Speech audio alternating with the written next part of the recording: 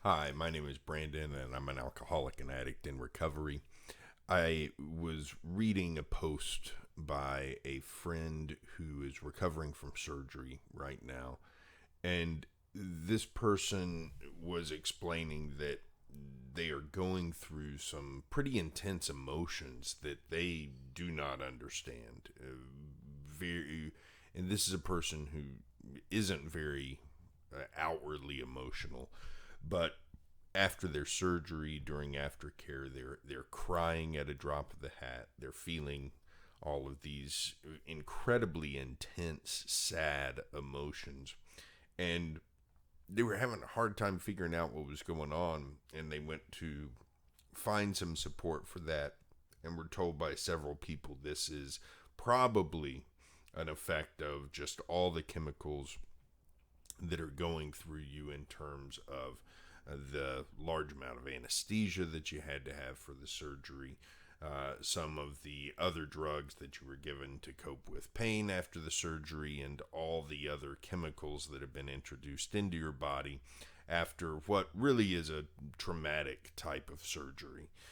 And it made me think about, in general, emotions and the way that we often, when we're faced with emotions that are uncomfortable or that we would like to get rid of, we often seek to do so by trying to figure out why we're experiencing those emotions.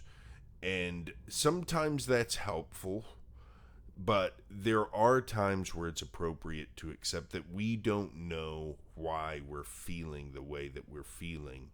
And that the real way to handle those emotions and the real way to move past those emotions is to just be with them and to sit with them and let them happen, and then decide what the next right thing to do is in spite of those emotions.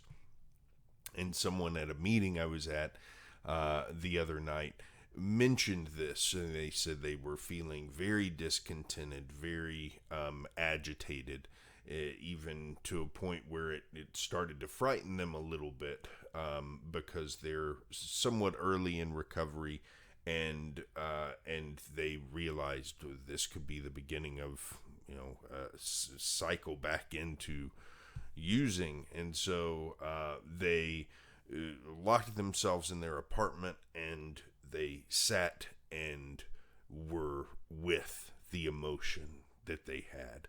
And I thought that was such a brilliant way to deal with it, because we are so conditioned by not only our experiences in addiction, but by just life in general and society, to get rid of negative emotions and to move away from negative emotions. Sometimes it's okay to just sit with negative emotions, and sometimes that's the only thing we can do. It's different than wallowing in negative emotions. So, if I am frustrated or resentful towards someone, it's much better to deal with that and address why that's happening than it is to just sit and be with that emotion. That's not the kind of emotion I'm talking about. But sometimes all of us get sad, or we get lonely, or we get a little agitated. And sometimes it's the acceptance that we're going to have those kinds of emotions, and we're not going to be able to explain them away. Sometimes that's okay. I think that it's a hard thing to find balance on, because especially in the AA program that I work, it's important to recognize what emotions you're having, and then try to get a sense of where those emotions are coming from, so that you can address anything that you need to in order to properly deal with them. But at the same time, it's also common saying in AA that You've got to be okay with just being okay. And there are times where I don't feel 100%. There are times where I feel kind of just all right.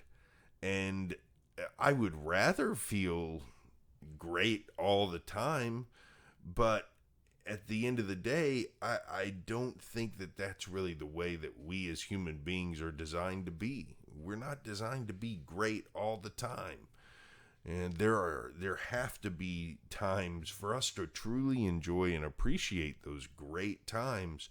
There have to also be times where we just feel fine. And there have to also be times where we don't feel fine at all. And sometimes when we don't feel fine at all, we're going to know why that is. And we're going to be able to identify that and move forward. Sometimes we're not going to know why. There are going to be days where I am sad and I don't know why I'm sad, and it doesn't matter why I'm sad.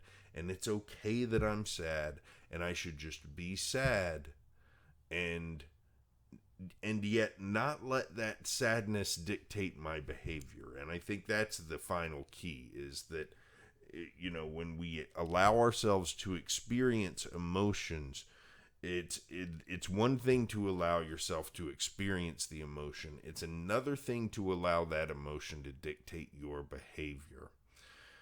And so if I can be sad and experience that emotion without letting it influence what I do next in my behavior, then I think I'm okay. Then I think I'm okay. It's when I start to allow myself to get pulled in directions I shouldn't go because of my emotions that I've started to veer back toward the relationship I had with my emotions when I was in my active addiction, where whatever I felt, I would just allow it to pull me in whatever direction that I felt would help me get rid of the feeling. So that's it for today. I've had several people speak up recently in my life about just dealing with difficult emotions. And I think it's really important for us to recognize that, recovery is not going to be great all the time, because life is not great all the time. Nobody feels great all the time in life. And so what we do when we have those emotions becomes pretty important. Sometimes it's important to know exactly where the emotions are coming from so you can address that. Sometimes you might not ever find out where they're coming from, and you just be with them and know that they will leave as long as you don't let them dictate what you do next. Hope you all have a great day. I'll be back here tomorrow with more.